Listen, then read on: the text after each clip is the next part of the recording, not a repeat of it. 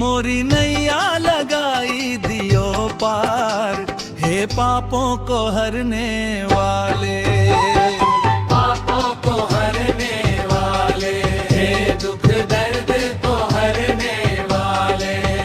टूटल आस के दीप जलैहा, जीवन के अंधियार मिटैहा। टूटल आस के दीप जलैहा, जीवन के अंधियार मिटैहा। तोरे बिना के सहारा, आ जा यीशु मोरे दुआरा।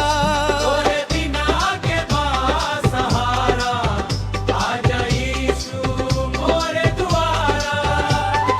तोरे नाम में जीत हमार, तोरे संग नहीं खेहार। हाथ पकड़ के साथे चलिहा, छोड़ी हा मत मझधार। जब जब आगी जोर से आई, तोहरे कृपा नैया बचाई। रोवत मनवा हंस पड़ल तोहरे प्रेम से मिलल समाज। सूखल डार पर फूल खिलवाला, टूटल मन के फिर से जोड़ला।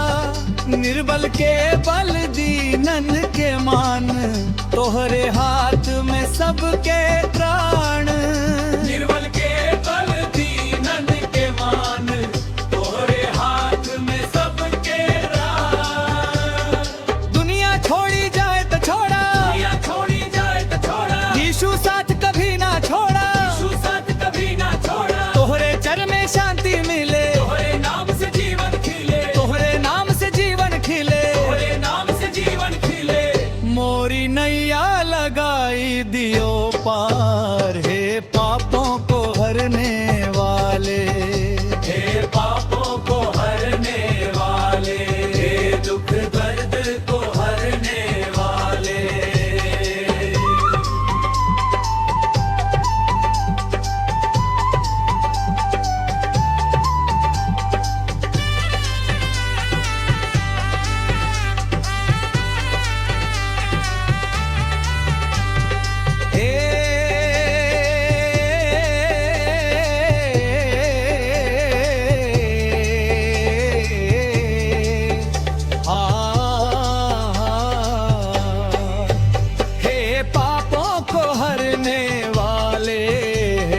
दर्द को हरने वाले, हे पापों को हरने वाले, हे दुख दर्द को हरने वाले। टूटल आस के दीप जलीहा, जीवन के अंधियार मिटैहा।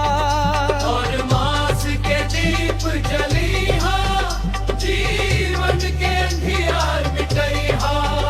तोहरे बिना के सहारा, आ जा यीशु मोरे दुआरा। तोरे बिना के सहारा, आ जा यीशु मोरे दुआरा। तोरे नाम में जीत हमार, तोरे संग नहीं खेहार। हाथ पकड़ के साथे चलिए, झोली हो मत मझधार। तो जब आंधी जोर से आई, तोरे कृपा नैया बचाई, तोहरे कृपा नैया बचाई। तोरे कृपा नैया बचाई। रोवत मनवा हंस पड़ला, तोरे प्रेम से मिलन समाज, तोहरे प्रेम से मिलल समाज। तोरे प्रेम से मिलन समाज। सूखल डार पर फूल खिलवला, टूटल मन के फिर से जोड़ला। निर्बल के बल दीनन के मान। तोरे हाथ में सबके हाथ, दुनिया छोड़ी जाए तो छोड़ा, यीशु साथ कभी ना छोड़ा। तोहरे चरण में शांति मिले।